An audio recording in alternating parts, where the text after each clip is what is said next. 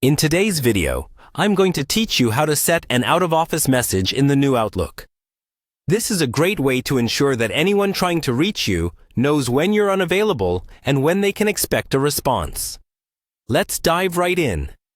First, you'll want to log into your Outlook account. Ensure that you have your login credentials handy and go ahead and access your email from here. Once you're in, we can move on to the next step. You'll look for the settings icon, which is typically represented as a gear icon located in the upper right portion of your screen. Go ahead and click on that icon. This will open up a drop-down menu filled with a variety of options related to your account and settings. Now, from the drop-down menu, navigate to the section labeled Account. Clicking here will guide you to more specific settings related to your account management. Within these options, you should see one that reads Automatic Replies. This is where the magic happens when setting up your out-of-office message.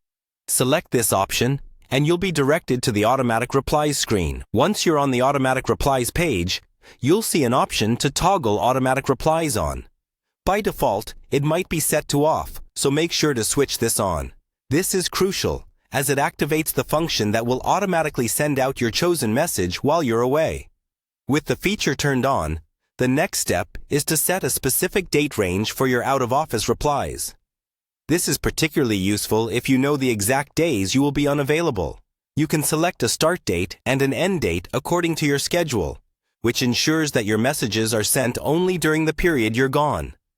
Following that, it's time to draft your out-of-office message.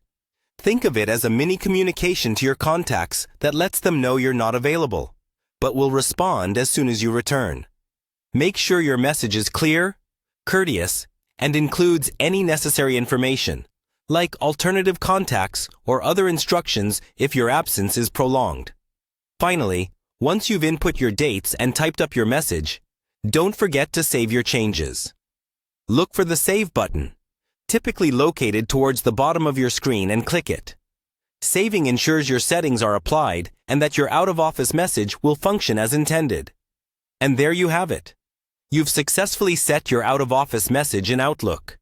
By doing so, you're now prepared for your upcoming absence, and those trying to reach you will have the information they need. Thanks for watching, and I hope this has been helpful.